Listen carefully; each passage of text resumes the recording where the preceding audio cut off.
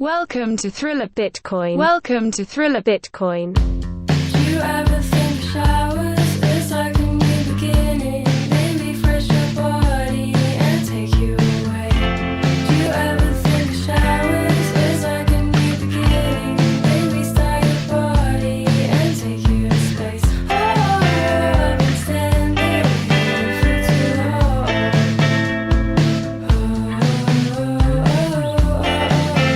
been standing here for too long.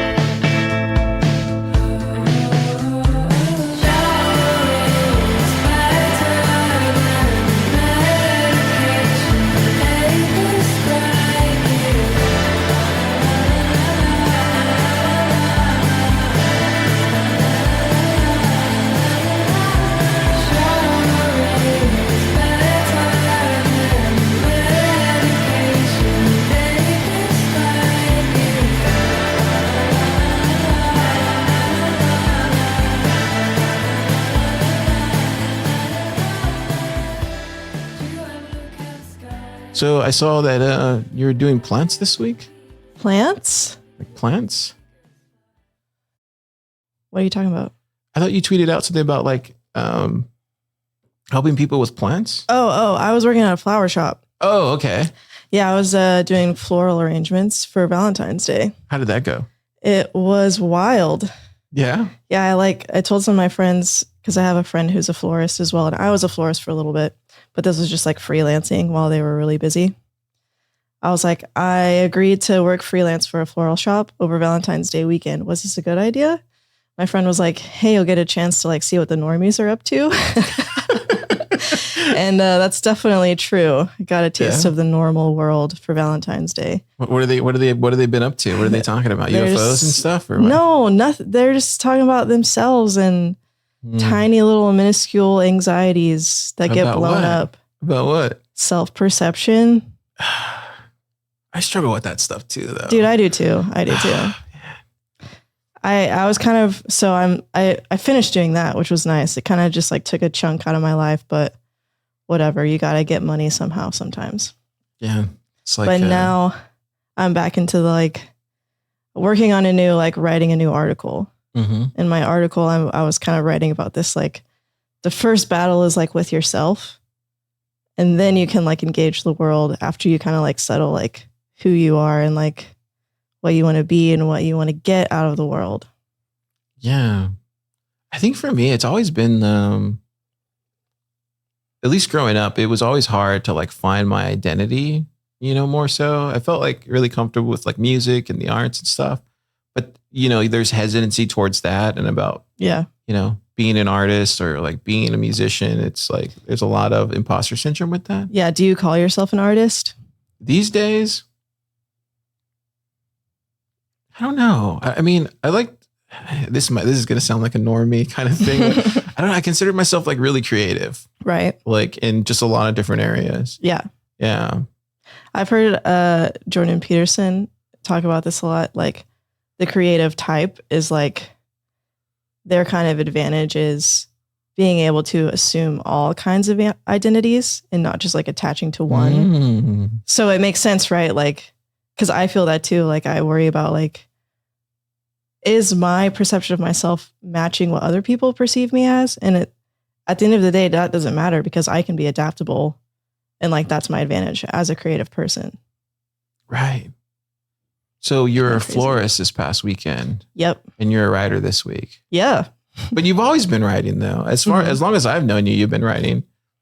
Tell us about your writing and what you've been doing as of late. Yeah.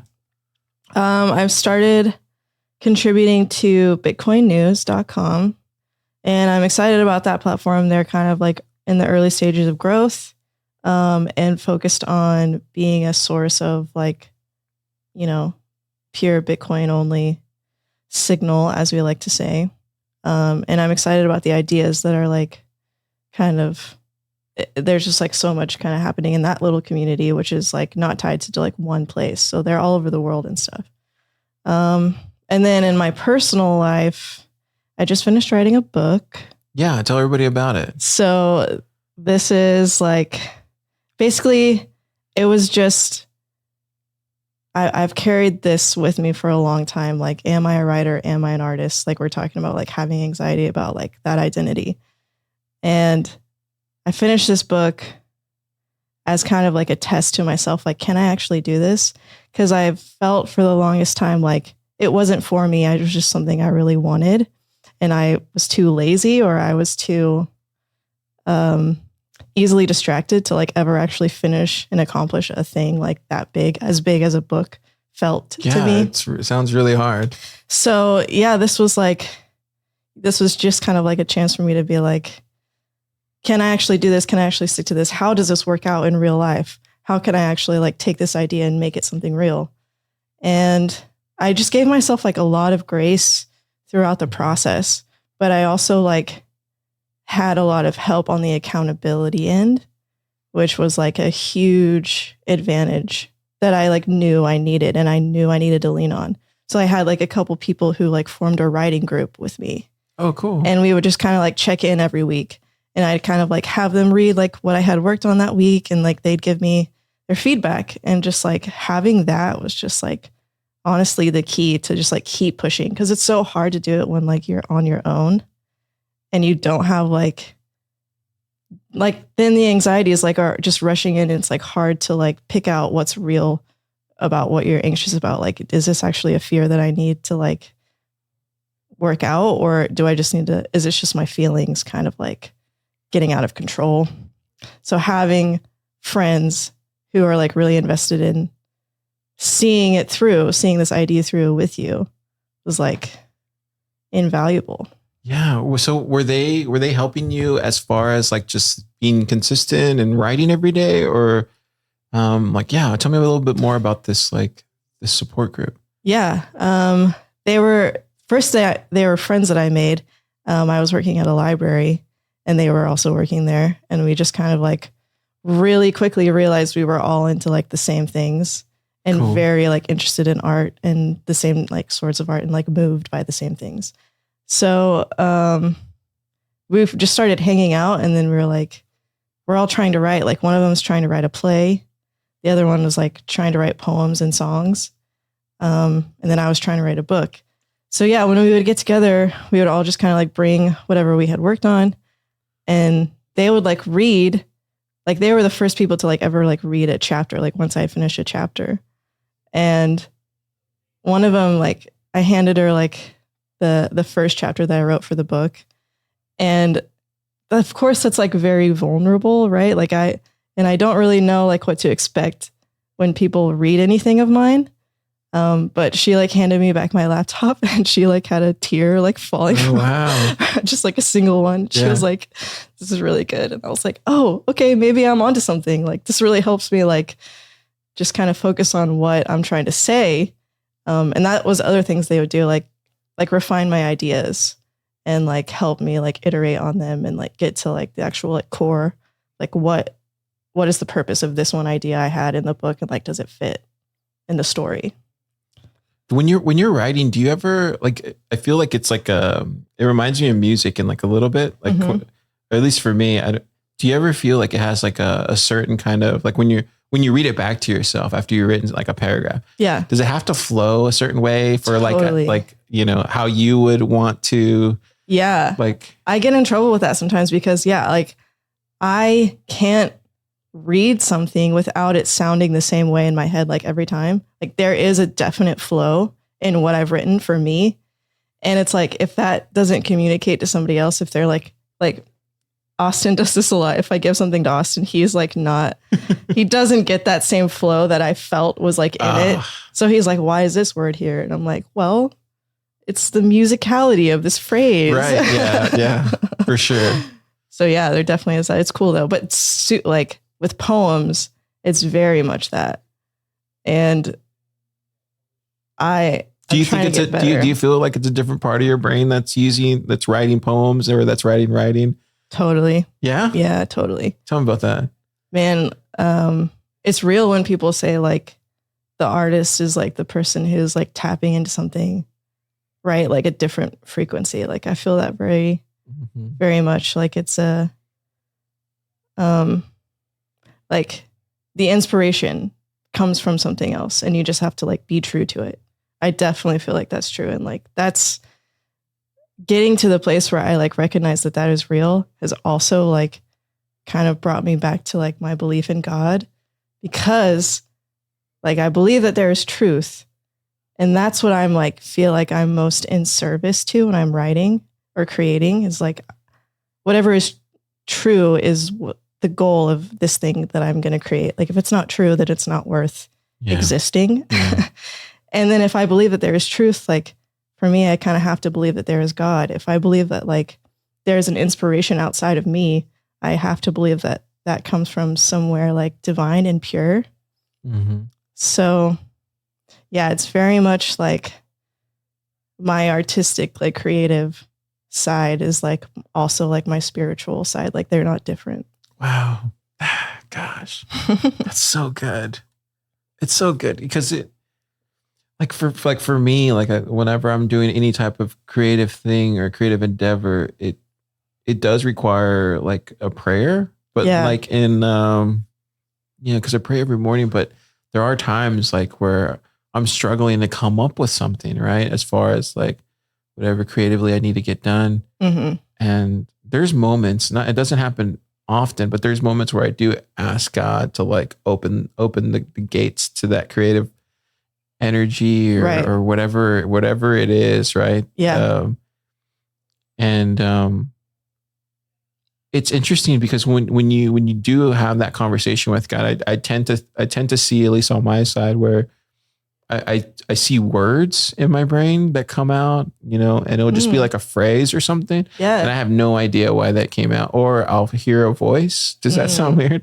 I guess we all hear voices in our head, right? So, but for me, I take it as like, that's God telling me. And at least during my creative process, every time I listen to him, it's always worked out.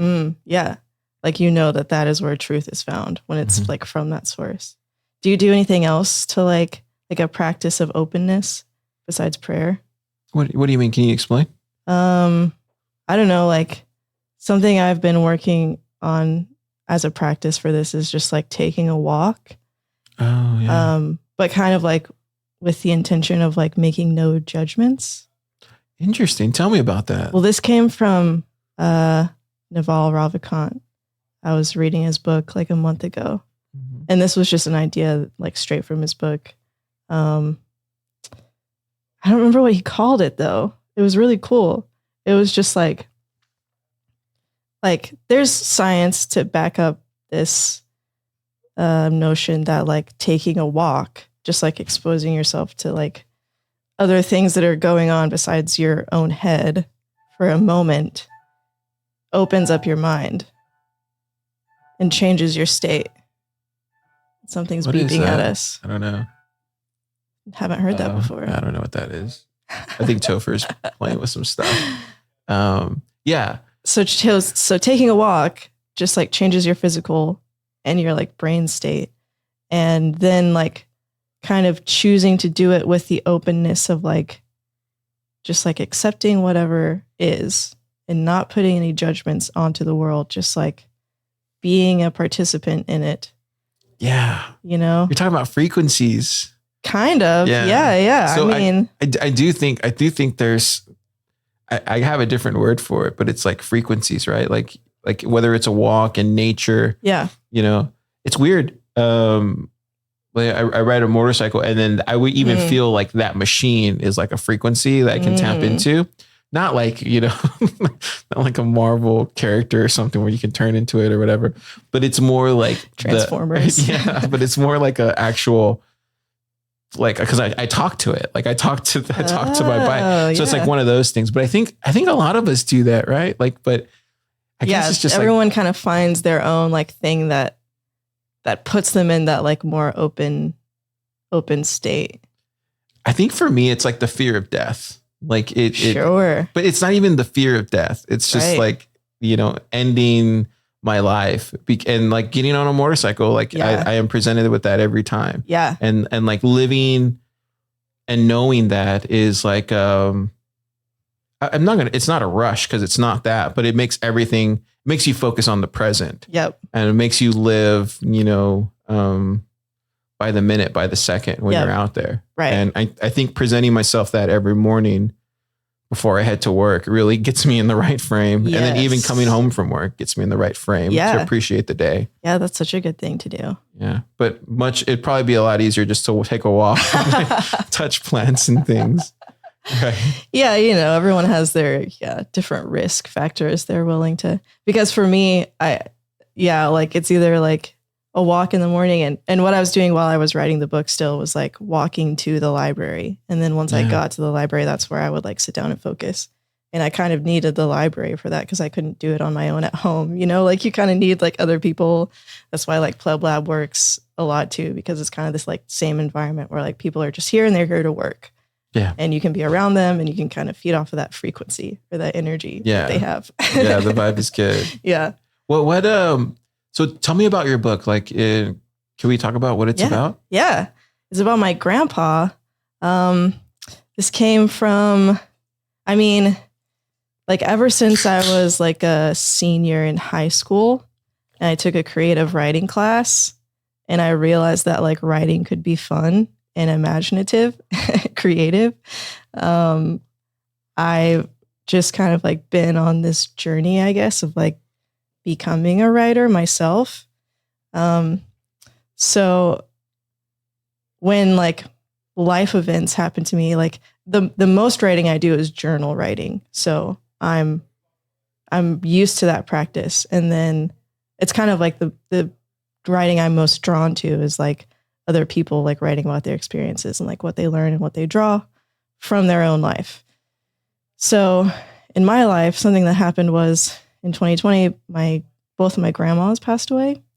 My grandma, in like the week that COVID kicked off, literally like the week before, she passed away, but it was not, she had Parkinson's. Like it wasn't anything to do with COVID, but it was like her funeral was the last thing I went to before like everything shut down, and it was at the funeral, like that's where my book begins, is like in the funeral ceremony, because it was just like this realization that like my grandpa is like a whole person with like a whole life that he's lived and like a richness of experience that he has to like teach me. And he's done it masterfully because he has ended up being a great person and like touching so many people's lives. So it's just like losing my grandma and then seeing my grandpa and being like, I need to take the opportunity while he's still here to extract those lessons from him. And that was the point of writing the book. It was just like, okay, I need to talk to my grandpa. And we just like talked on the phone. He would only give me like 30 minutes at a time. Really? We would like I would call him and we'd like hit the 30-minute mark. And every time he'd just be like, okay, have a good day. Wow. But like funny. in those conversations, he just like told me like story after story of just like, Good stuff. yeah, like all these things that had just happened that some of them I knew and some of them I had no idea. Is there one that you can share? Or you Yeah. can let everybody know about? Yeah. So one of them I wrote about was when he was in the Navy. Mhm. So he grew up on a farm, and then he like when he was 18, it was not World War, but it was the like Korean War. Mhm. He kind of got in at the very end of it. So he was in the Navy. He didn't actually see any combat, but on the boat or the ship that he was like working on, they like, got into a big storm. And he just told me about like that whole, like, he was not a Christian. He was not a believer, and neither were like the sailors. It was very much an environment of just like the very rough and like, just get through it however you can. And a lot of them like relying on substances or whatever. Like he didn't even want to talk about it. He didn't even want to like go back to like who he had been. But he just remembered like the storm was like him realizing, like we were kind of talking about, like how close death is. And like he kind of was just forever changed because he kind of had to like accept like he didn't have any control over his life. Yeah. It could just be taken from him. And in that moment, he was accepting it. And also in that moment, he was like praying. And so I kind of write about this, like why would God listen to my prayer? Like, I haven't lived like in conversation with him at any other time in my life before. Like, why all of a sudden when it's like my death is evident to me, now I'm crying out to God. And then that was like a pivotal moment of his like journey in life, because after that he becomes a pastor, he becomes a minister, and like starts going to church and like meets my grandma, and like the two of them just really like ministered to people in a way that was not really like, it was just meeting people where they are. Like, this was like my grandpa's philosophy. Like, I asked him straight up, like, what's been your principle for like your life? What was it? He was like, I'm not smart enough to deal with theology, but I can love people. That's like his whole, like, that's what he did. I mean, that was straight up what he did. And I went through his like sermon notes he gave me. He has kept all of his like notes that he's like typed or written by hand in like files in his house. So he just like handed them to me, and I'm going through the sermons, and they're just like, I couldn't believe how great of a writer he was. Really? They're just like, they're just like life experiences. And then he's like extracting like the biblical principle to like live by, to like have a good life, to like honor God with your life. And it was just, so I have one of those sermons like in the book too. Man, it'd be cool to get like one of them framed. Yeah. Right? I think he used to have that. I don't know where it is though. That'd be cool. I'm gonna have to go through his things. Gosh, man, what a great story. Like, I always find people that have lived a really long time, or just people in general. Everybody has like a really fascinating story. Mm-hmm. Do you want to talk about your story about like, you don't have to talk, a lot of it, but like, like where you come from and like, yeah. Okay. In the context of like my Bitcoin journey, we can do that. Whatever you want to do. Well, that's what I'm excited to talk. I mean, I love talking about that. Yeah. And this is kind of what we got into at San Antonio Bitcoin Club. I kind of talked a little bit about this. Yeah, because you're in San Antonio. You guys were speaking at San Antonio Bitcoin Club, right? Yeah, it was so cool. What was it? What was it about? Kind of just like a little bit of our story, and then what we're doing here. Yeah, let's talk about that. So I kind of told them like, and I've written about this before too. Like, I wasn't a person who had any reason to like be interested in Bitcoin. Like, none of my interests align with like money or like investing or like, like all of this, like computers, like all of the stuff that's inside of it. Like, I would have never, I would have never been captured by this. I just happened to have a partner who like would not stop talking about it. And I didn't listen to him. I just kind of let him do it. And for like 3 years, he talked my ear off about it. And he still does, but that's fine. And it wasn't until 2020 where I like reached this point in June. It was probably I've been thinking back on it recently, probably one of the most like dramatic like changes I'll probably ever experience in my life, personally, because up until that point, I had been this blue-haired liberal. Honestly, like I did dye my hair.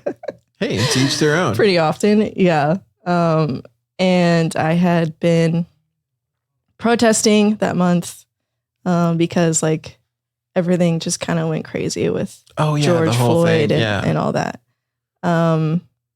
And I was not feeling good. Like, I was feeling miserable inside, but it was just like the energy of that moment, just like I wasn't really myself. Like, I was just like participating in this thing that felt like very big and monumental, but yeah, not really recognizing that it didn't feel true to me until I was participating in a protest in downtown Oklahoma City. I was on the street with a big group of people. We were walking down the street towards the prison. Okay. And somebody in the crowd, like on the side of the crowd, like yells at us like, we're not going to go towards the prison. We're going to turn around and go the other way. So everyone just like turns around and walks back up the street that we just came. we get like 5 steps maybe, and then somebody else in the crowd yells from the other side, like, no, we're not going to go this way. We're going to turn around and go the other way again. So we turn around and we go the other way. And I just like, that was what it took to just like snap me from like I am not my own right now. I'm just like following the crowd. Literally, like the crowd is turning around, and I'm just like doing it without even thinking. And it's just like, I immediately just like walked away and like went home. Wow. I was like, this does not make any sense. Like, what are we doing? Why are we just spinning circles in the street and pretending that that means anything? Wow. So it's like an existential moment. Totally. Yeah. Just like, it was just like my unplugging from the Matrix, I feel like. Wow. So yeah, I mean, since that moment, I like have not felt any desire to return to a protest or be involved in any of that. And it's just like, and 2020 was a very interesting time to like have that experience, because then I could really like isolate because nobody was really doing anything. So I isolated a lot and just like had to fully undo basically like my education from college, and just realizing the lies that were in it and like the bad picture of reality that I was just given. So I got an English degree from a liberal arts school. And just like when I look back on it, it was just like so indoctrinating and didn't really give me any good lessons about life or like how to do anything practical in the world. I don't regret it, but it just, I wish it had been different. I wish it would have given like real world value. Yeah. Yeah. Yeah. Hey, I mean, there's some things I look back on that I've done in the past and question like, oh, what did you think was going to happen, Car? One of those times was like when me and my friends started a band. I dropped out of art school and was like, yeah, I'm going to go join a band. We went on tour. This is what me and Austin talk about a lot. And then it was a lot of fun and learned a lot, met a lot of people. But I think at the time, I didn't realize it, but it was a dumb idea at the time. But looking back at it now in retrospect, it was one of the smartest ideas I did, because it taught me how to be DIY, create a grassroots movement, and like all the things that I do today, here at PlebPoet. It also kind of shows you like how, to be self-sufficient and how to make it work with nothing. Yeah. So yeah. Yeah. I wish I had done, I did a lot of academic writing, right? Mm-hmm. I don't think that's going to help me in my life. I don't know. You just wrote a book. Yeah, but it had nothing to do with like going to like different sources and like extracting their point and then like arguing back at them. Like, I wasn't doing any of that stuff. You did go to one source, your grandpa. So I guess what I'm trying to say is like, I think there's stuff that you probably took away, even if it's just simply for the reps. Right. Mm-hmm. The amount of reps that you had to do with the writing. Because now you could probably write really fast now, I would imagine. Yeah, I would say so. Yeah. I can read really fast. There you go. I did actually take a speed reading course. There you go. Yeah. But so yeah, just dealing with like all of that unlearning. Yeah. At the same time, I started paying attention to everything that Austin had been telling me about this thing called Bitcoin. Yeah. And basically, I just started reading about it, or I started reading and listening to podcasts. But there was like this moment where like me and Austin are like standing in the kitchen and I'm just like, why is everything so bad? Like, why is everything so mismanaged? Why does nobody know what they're doing? Like, why is there no leadership and like all this stuff? Like, I don't know how we're going to actually make it. And then he just like happened to like say something about like, not even Bitcoin itself, but just like what's going on beneath, like like what's much more evident to me today, like while we're here, like in Austin actually doing it, he was kind of just sharing like, you know, people are like self-sovereign and people can like organize in a way that is actually good and for good and like centered on like values, yeah, and principles. And just like, I think I was just so open to hearing that at that moment because I was so afraid of everything else. Yeah.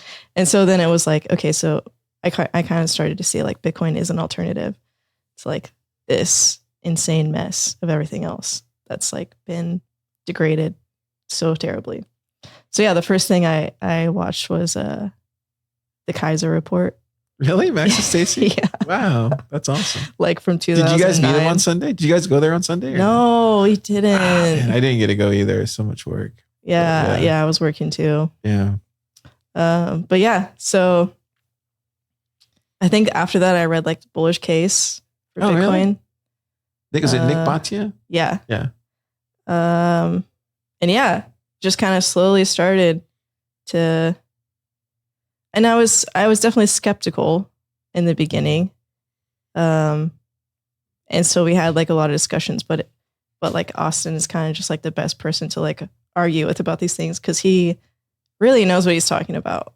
I don't know. And he has a good way of like making things clear. He has a good way of making you feel better after disagreeing with you. I'm kidding. No, I like, but getting to know your husband over the course of like a year, I guess, year and a half. I don't know how long it's been. It feels like it's been forever. I think it's only been like 8 months, dude. Has it? Oh my God. Yeah. Time goes by fast. It feels longer. I know. But yeah, like getting to know him and who he is as a man and an individual and as your husband and stuff, it's refreshing. Like a lot of the things that he tells me. And there's so much there to learn from each other. And that's one of the things I like about our community here in Austin. It's just like the different backgrounds we all have and where we come from and what we learned. And it's very cool. Yeah. It's very cool. This is kind of what I was saying at like at the PlebPoet in San Antonio.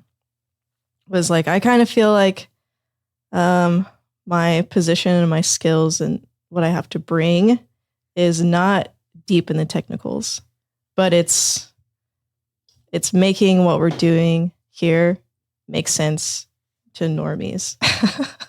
Yeah. And I think I can do that. I think I can do that in a way that's like fun. I think I can do that with crafts maybe. Yeah, so maybe we talk about crafts. Yeah, so people the great segue. So for people that don't know, Jana is our local Austin Pleb Crafts person. So she has interesting ideas about how to do crafts, arts and crafts around open source projects. Yeah. Tell us about it. I think it's a fun thing to have when you have like any of the things that we're doing, like conferences or hackathons or meetups, like to have something to take away from it that you made, that in itself just like concretes all of the knowledge that you've just gained, right? If it has some actionable step. And then like, I'm just telling my friends who have nothing to do with any of this stuff, like, yeah, like I'm doing this like t-shirt thing. And they're like, oh, I want to come. Like, wow, what a great way for you to like come and meet some people who are like working on this stuff and they can tell you about what they're doing and maybe you can see the value in it. Mm-hmm. Maybe you can get curious about this thing. Maybe you can come join us. And it's just like that like we're all day we're talking about like big ideas and maybe a lot of these things like are not very accessible to people. But when we're all in a room together with just like paper and scissors, there's only one way to use scissors, like that's like the universal, like equalizer. We can all just like work on this little project for like an hour and then we can all get something out of it and take it home and like have it forever and tell people about it. So the next thing I want to do is making zines. Oh my God. Which is something you've been wanting to do for a long time. Yeah. I just need the time to do it. But, I know. Oh yeah, let's talk about it because you actually showed us a couple of things. It looks really cool. So. Yeah, I got some prototypes. I really think zines, like, I think you agree with this. They're just like the most like DIY representation of just like Love making an idea for what you and sharing believe it. in. Yeah. Yeah. Really. So yeah, I've done this. I just have some experience because like, so while I was writing my book, my like first iteration of the book was just like one short story, and it was like from my grandpa's childhood.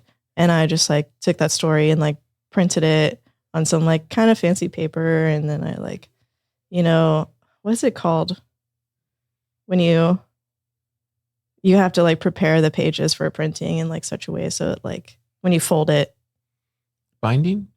the right pages are in order or whatever. I don't remember what that's called. Correlating? Maybe. I don't know. And then I did bind it with string and like sewed the pages and bound them. And it was just like such an empowering little project to do. And like I had a physical book at the end of it. And like people can put that on their bookshelves at home. It's like, look what I made.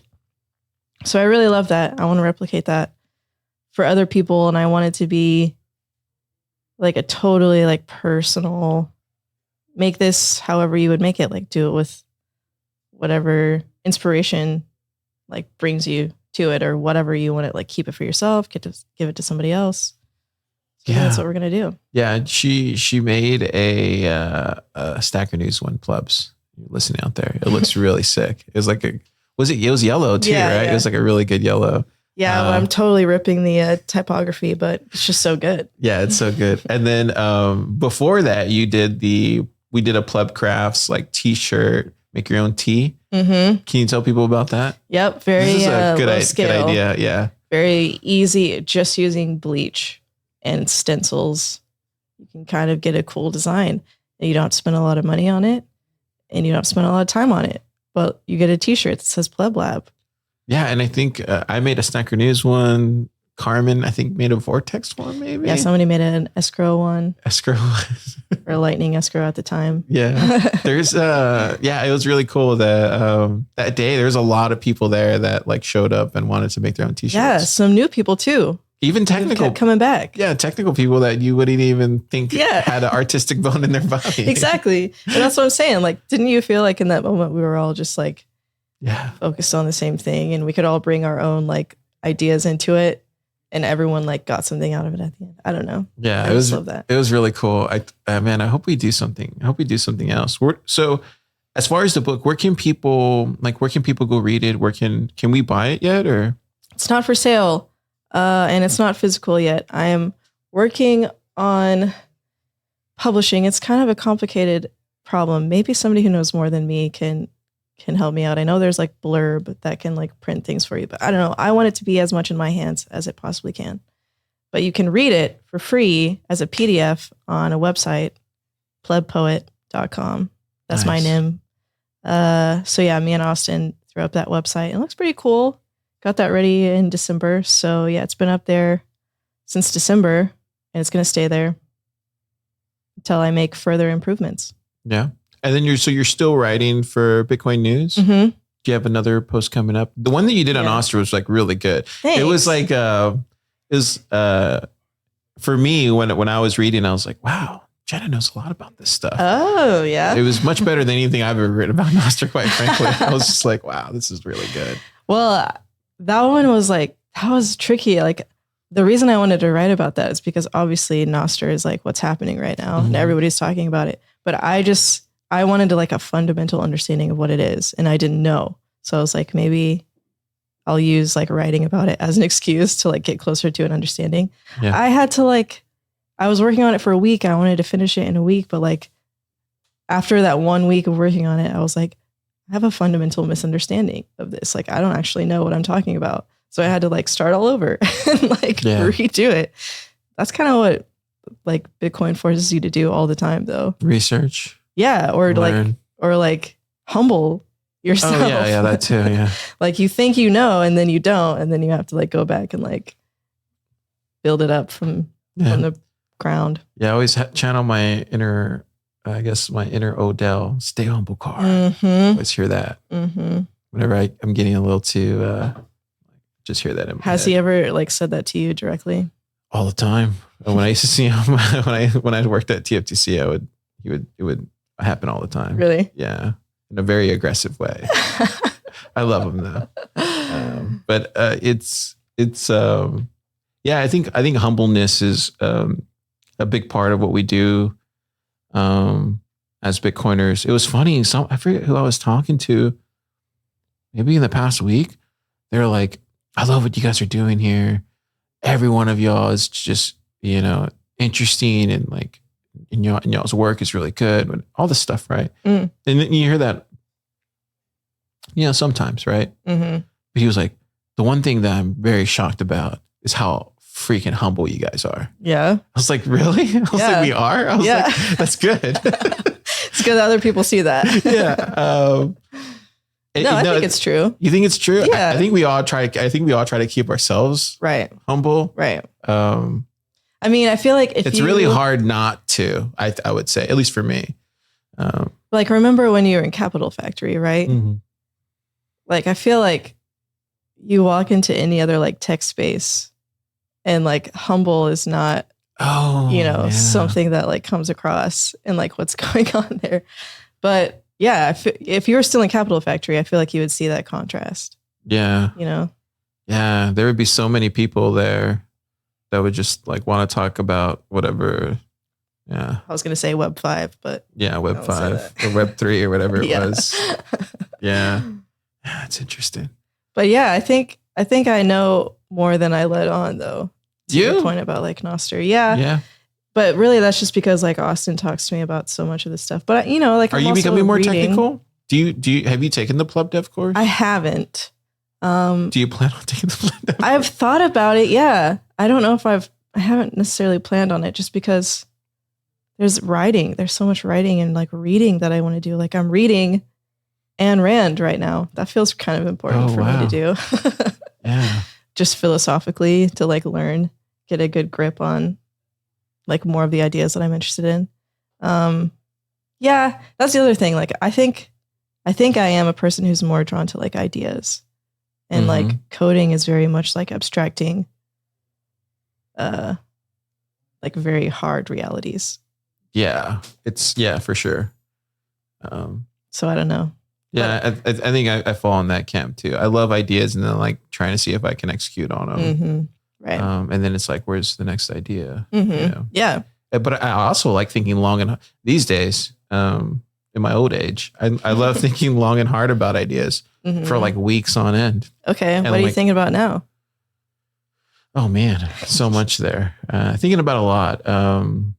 I guess in the short term, it's focusing on the future of Pleb Lab and like the unique situation we're in to see it kind of prosper.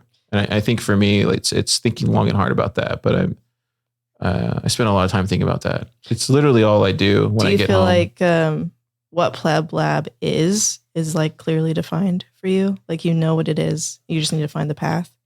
I think before, I thought I knew what it was defined, but now kind of seeing the whole picture, me kind of stepping into this new role, right? I realized that I didn't fully understand it.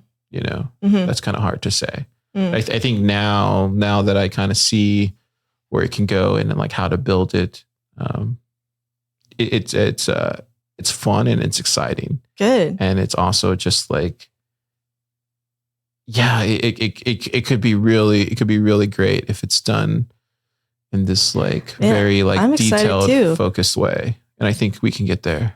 Yeah. I think you're a very inspired individual and you're like listening and you're open and you're empathetic and enthusiastic. And every time I talk to you, I feel like just like more encouraged than I would have been before. That's good. Yeah, completely. That's good. That's good to hear. I'm bullish. I'm bullish too. I think like we were talking about, like where, like how do you spend these times on these ideas? Like when do you do it? I think water. I don't know. Do you ever do this? Like just being in water, ideas flow a little bit easier. I don't know. Yeah. Next time, I guess like showering. That too. Yeah, that too. Yeah. I would say next time you're stuck on a problem or you're stuck on like a creative thing that you're trying to, and then you have like options. I would say like dunk yourself in water. Oh, okay. Like, not just pour a water bottle, but like actually like either a shower, a bath, or like in the pool, and just like swim. And then like those, I come to find like that purity of the water, just like kind of once it's over you, you read it, it just gives you life, and it makes these ideas and these things come to life. It just gives you that kind of, I don't know, for me, that's what I go to time and time again. Is like temperature important? Do you like do the cold plunge? No, I haven't tried that yet. Okay. It's probably why those people that do those tanks thing, what are they called? The immersion? Yeah. Or whatever those things are where you go inside this like tank and then it's like it's like desensitized or something like that. It's like salted or something. Right. Somebody's gonna send me an email, I'm sure. It was called this car. It's like, I didn't know. Maybe you'll get a coupon out of it too. Maybe I'll get a coupon. But yeah, I think that's kind of where the ideas and like the formulation process comes from. And then also you have to go and present that to people. Yeah. And then see what they think. Yeah. And it's like going back, and then you got to go back and forth. It's a whole thing. Yeah. Do you find it hard to present your ideas? No. Was it ever hard? I have a hard time pulling out every last detail of the said idea. Yeah. And same. Yeah, but I think the easy part is probably like coming up with it and getting people behind it. The hard part is actually like, well, there's two hard parts, the execution part, but it's also the extrapolating it from my brain and putting it. That's why I think writing helps. To circle back to writing is sometimes just writing it out. Yeah. Whatever it is. Like however you can do it. It's like a doodle. Like you'll see my phone. I have tons of notes, and it's just like random notes. Yeah. But at least I know it's sitting somewhere and I can go and look for it. Yeah. But also just like writing like an orange flow or something for me is also a way to flesh out ideas that I've been thinking. So do you feel like that has changed as you've gotten older though? Like, because I kind of feel like a vulnerability in like presenting my ideas and talking about them. Yeah, I can see that. I wonder if that changes. It does. I think you come to realize that your biggest critics and your biggest fans and just people that are just interested in what you're doing are going to read it. And some people will like it and some people won't. And then some people don't even care. And then quite frankly, it's very rare. Somebody will shoot me an email or DM or text message and be like, yo, I love what you wrote this weekend. Like it was great. This is what I needed. Yeah. And that makes you feel good. Yeah. But that doesn't happen all the time. It happens every once in a blue moon. Sure. But and little by little, it'll just start increasing. And then over time, you just come to realize that being real and being forward about how you feel on things and what your mind is thinking is just, it's good all around. It's good to clear the air about stuff like that. And it's good to write things down so that way you can go and look and see like, oh, I was thinking this back then. Right. Boy, I'm reading this. I didn't know anything. Like that's the biggest thing. It's kind of cringe too. Cause you go back and read like from a month ago or even a year ago. And you're just like, this is so cringe, but it's okay. It's sure. That's why that's why it didn't get shared. That's why no one cared. But then there's some times where you write something and it's like, it pops off. People are like, yeah, whoa. Yeah. So yeah. Cause you've made writing like a pretty big practice, like weekly. Right? Or daily? Yeah, weekly. And then I write things during the day, but it's like weekly. Because I talk to so many, I find people fascinating. I think for me, it's just like, I always wanted to start a podcast and call it like Ordinary People. Yeah. And then like, it would literally just be a conversation about their lives and it could just be some rando off the street. Right. Right. And I really believe that every person has a unique story. And you would have a lot more empathy for them if you understood like their background and where they came from. Yeah. I've had a similar idea for a blog. You should do it. But I would call it Human Things. Ah, that's good. That's a good idea. But I really want to talk to people about like what they make. Like I think this is something like that's emerging in the Bitcoin space too, is like people maybe kind of like me who like have this like skill that they work on, but they're also like Bitcoin pilled. Like for example, like the guy who like makes wine. Oh, is his name Justin? Yeah. Okay, I think his cool. name's Ben, actually. Oh, first Ben. name. I'm sorry. And I think his last name's just something. I just know him, the Twitter guy with the Mhm. wine. Yeah. He's blowing up on Twitter. He's having a moment. But there's also there's Plebeian Market. Have What's you that? seen this place? It's No, what's that? plebeian.market. It's just like a marketplace where you can buy Bitcoin things or like anything Bitcoin art. Wow. And you buy it with Bitcoin. Very low tech. It's basically like using Twitter, but like having a separate platform.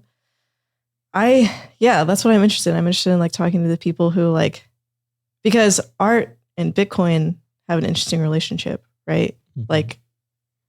Like where there's value, art is very close behind it, beauty and value and all of these things come into alignment with good money.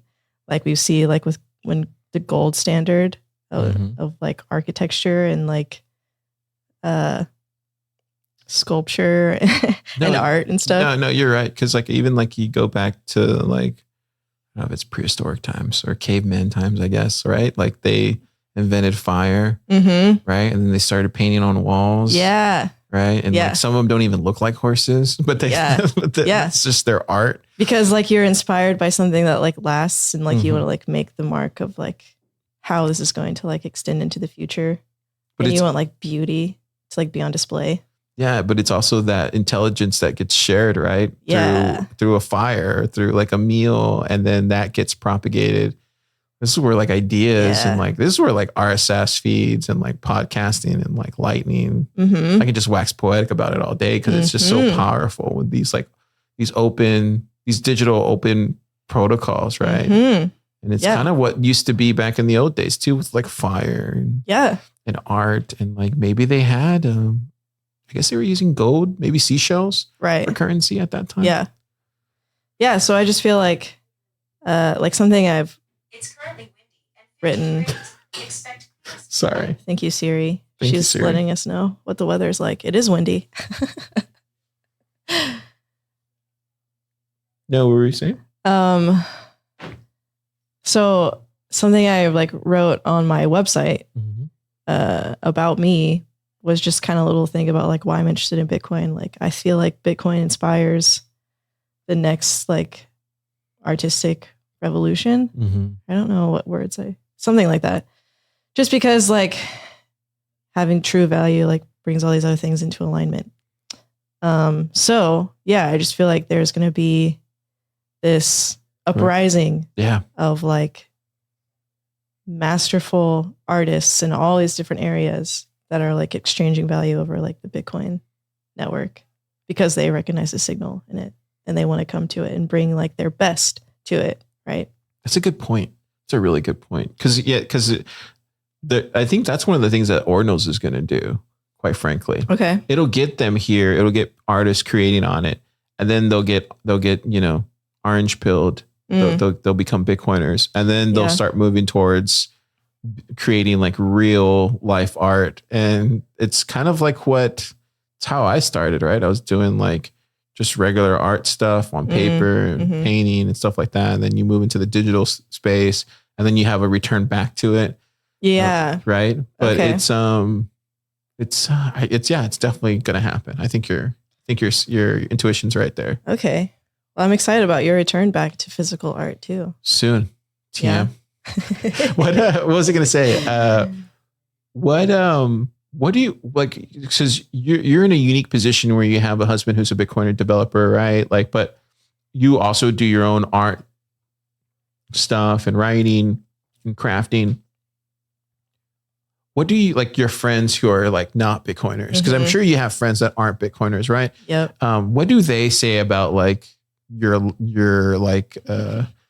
writing about it and all these? Do you tell them how does that work? I have a couple friends who are very interested and they really encourage me in this. Mm-hmm. And they're just super supportive and invested in whatever I'm going to make. And I don't know, I've made a couple of really solid, amazing friends who are just with me on this. like one of my friends who's in my writing group, she like we have discussions about Bitcoin and like what all these ideas are about, like mostly the ideas stuff.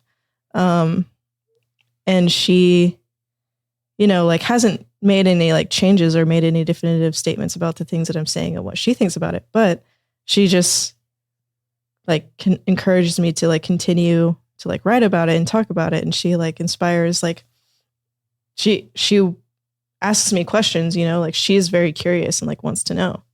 So I have like maybe 2 or 3 of friends who are just like amazing support.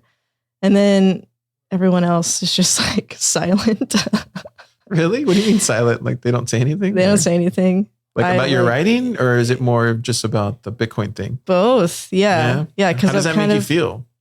I don't really know how to feel about it. I think it's just kind of a symptom of like growing up and kind of like interests changing from your friends. So I wouldn't say like, I'm not like asking them to like be interested in the things I'm interested in, like because they have their own lives going on and everything's just like changing all the time for all of us.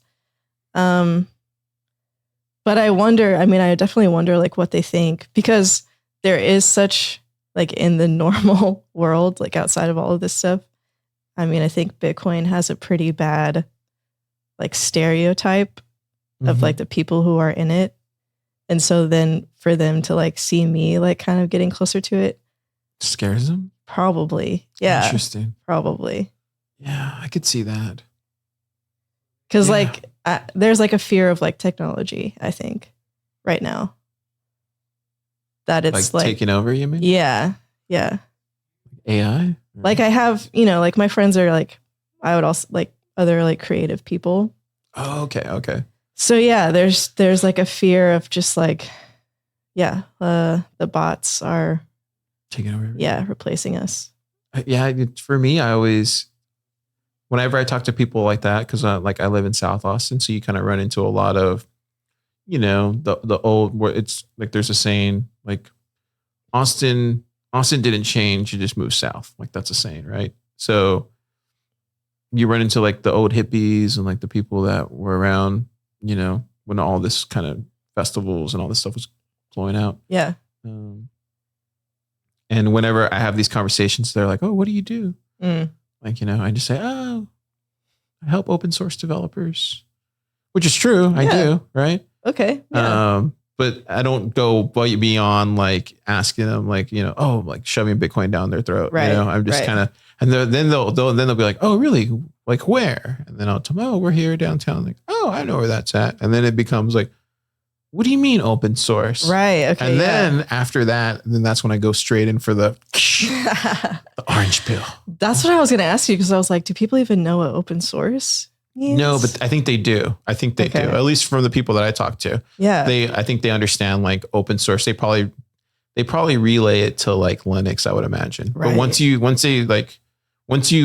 tell them like, once they ask like what you do, because they're interested in you at that point, and then you give them that little small slice open source, they're like, you're like, "Oh, that means computers or something," right? And then because you hear the word source in there, and then you tell them like where your location is, and they're like, "Oh, wait, so how did that?" You know, because we're here on 6th, right? Oh, so like people are like immediately perk up after that. Yeah, and then they're like, "Well, can you describe what is open?" Like, because then they want to know more, right? And then at that point, then you tell them Bitcoin. Right. They're like, Bitcoin, the currency, the digital currency. Like, how is that? And then it becomes a question of like, and then it becomes a whole thing of like describing like it is open source, like, you know, and like this is what it is. And then having that whole conversation. And then that leads to any which way. That's cool. Yeah, that's how I usually start. That's very good. So you should probably just start in there with like, I make open source crafts. You know? Yeah. I don't know. I don't know what that works. That is good though, because like, this being on 6th Street is like, it's not what you expect. Yeah, not for, it's like, quite frankly, it draws a lot of eyes, right? Like even, do you ever see people that walk by here?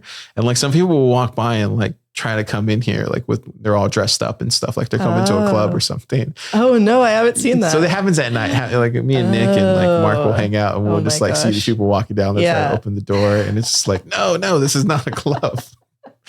I mean, it is a club, but not really a club. It's because they see us on our hoverboards having a good time. Is that what that is? Probably. They're like, how are these guys floating across? Yeah. Just like, we're just making open source software here, bro. Oh man, that's cool. Yeah. Yeah, I don't know how to talk to people about it, but I'm on a mission to make it.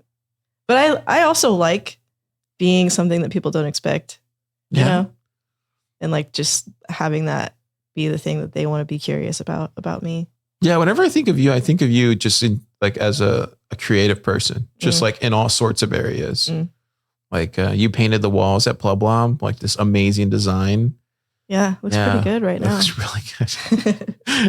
and then like you just do so many things creatively. It like your artistic expression is just, it's all over. At least for me, I see it everywhere. It's kind of cool. Yeah, and that's cool. Like such a part of my journey too. Like, because before I was like interested in Bitcoin, I like didn't see that like living as like creatively and openly and artistically as I am now, like that was even worth it to do before. So yeah, just kind of like became depressed about it all and like nihilistic and like art isn't worth it, but it is to me, but the world doesn't see it and all this stuff. And now it's just like, hey, like there is true value. There is like real principles. Like we can all agree that there is something worth working toward. And like that makes my art worth it too. So I can live this way. Yeah. And also too, like the process, right? It's like the learned process when you're doing it. And sometimes that's probably the most valuable thing that comes out of it, I would say. Because you learn so much, right? And then especially if other people are involved, they learn something about you and you learn something. That's why art and music and all this stuff is so important. In the early days, I used to spend a lot of time working on music and like just in that kind of headspace. And that would be like a form of therapy for me. Yeah. These days, I believe it or not, I get therapy in very much the same way. So like recording a pod right now is like therapy for me. Okay. Like in a different way. And then when I actually go and like construct this in like Audition and stuff, I like really get into it. Oh yeah. But like I don't get to use that part of my brain in other areas anymore like I used to. Right. So like this stuff is the fun stuff. Right. Yeah. And you're also like using music as part of that process too. Yeah. So you're always open with a song. And end with a song. Do you have any requests? Man, I should have thought about that. What have you been, do you listen to a lot of music, right? Yeah, I do. What are you listening to lately? Lately, I've listened to SZA's new album. Really? Yeah. I don't know this person. She is like a hip hop, R&B pop girl. Yeah. Which I'm not usually listening to a lot of, but she did the song Ghost in the Machine. Whoa. Do you know Phoebe Bridgers? Yeah. She's on that song. She's amazing. So that's why I first started listening to the album. So I was like, what's Phoebe Bridgers doing over here? And yeah, it was kind of interesting. Kind of good. I'll play that in the beginning. I have another song that I was listening to this morning. Let me see if I have it. It's really good. Maybe I'll end with this one. But there's this song called Eyes by Rogue Wave. You ever heard that song? I don't think so. Oh, it's so good. Yeah. It's like the best kind of song. It's the one that you like immediately it ends and then you're just like back, listen to it again. Gotcha. Yeah. Those are the, like, I think music for me is just like so important in my daily life. I wake up to it. I go to sleep to it. Yeah. Like, on walks with it, on my bike with it. Do you play instruments? Yeah. What do you play? A little bit of everything. Me and Nick were jamming out here. Yeah. Did you ever see all the equipment that was out there? I did. Yeah. So Nick was playing like guitar, and then I was playing like a little bit of synth and like drum machines and stuff like that. Okay. I think we have it set up over here, but we should probably just do like a jamming session. Yeah. You sing though, right? Yeah. In a past life, I haven't done it very much lately. I used to sing at church. Yeah. The like worship band. Nice. And I did musicals. Really? Like actual musicals? Like where you would be on stage? Mm-hmm. Really? Mm-hmm. I did Which that ones? From like 12 to 18. Which ones? Like any? Hairspray. Okay. I did Hairspray. I did The Music Man. Okay. 42nd Street. It's a tapping one. That was really fun. Okay. High School Musical was the first one. Really? Yeah. Nice. Yeah, that was like, since I'm the only girl in my family Uh-huh. and everyone else in my family is like very obsessed with sports. That was like my mom's way of like influencing me to be like more artistic and like That's cool. have a space that wasn't sports. Were they supportive of you in that kind of, in those endeavors? Or no? as supportive as they were interested? Yeah. Which was like, you know, just kind of like, let me do whatever, let me do my thing. Yeah. That's like the best. That's like the best parents. Yeah. My mom was like that. She was so supportive of me early on with like my arts. Yeah. She put me like in art school like at 7. Okay. Yeah. And then it stopped like at 10 or 11, something like that. Interesting. Yeah. What kinds of stuff did you do at It was art just school? like, it was just like a weekend thing. And I was like one of 5, like one of 3 brothers and 1 sister. And Oh. like, they were so pissed. But my mom saw me like in the corner, right? Like drawing, coloring, Yeah. doing everything. Yeah. And I wouldn't go play with my brothers or sister. I mean, I did later on. Yeah. But like, so yeah. she saw like, there was like, oh, this kid's like pretty good at this stuff. So she threw me like on a weekend thing. Every weekend I'd have to go. Nice. It was like Saturdays, all day Saturday, then Sunday was church. Right. Right. Yep. It was like from like 7 to like 10 or whatever it was. Wow. Yeah. Sounds familiar to me, but it's great when parents like recognize, yeah, like this is where your interests are going to be and it's probably not going to change. So like, let's encourage it. Yeah. It's good to do that from a young age. Are you thinking about like what the future brings for you as far as like later this year, early next year? Or are you kind of more focused just on the present stuff? Yeah. Kind of both, I guess. Like, I'm hoping to make writing be financially lucrative for me at some point this year. So I have some goals to like work towards that. And then other than that, like I'm focusing on the present and trying to like, I feel like this stage after finishing this book, I want to write another book. Right. Mm-hmm. But I'm waiting and I'm trying to be like open and like listening for like the next idea that's going to like inspire the next book. Because I want that to be like, if I'm going to spend the time it takes to write a book, I want the idea to be worth it. So just kind of waiting for that inspiration. Yeah, you should do it. Yeah, I can't wait. Man, thanks for coming on the show. Yeah, thank you. Appreciate it. Yeah, totally. It was a good conversation about arts, crafts, Yep. and like plebbing it. I know you love to talk about art, so Yeah. glad I could give you the opportunity. Yeah.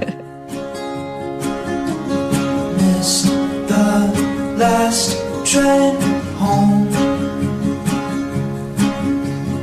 Birds pass by to tell me that I'm not alone.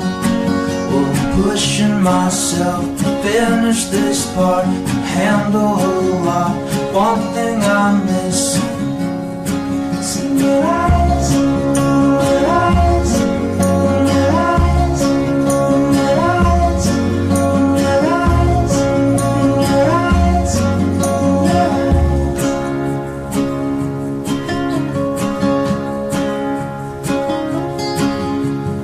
Have you seen this film?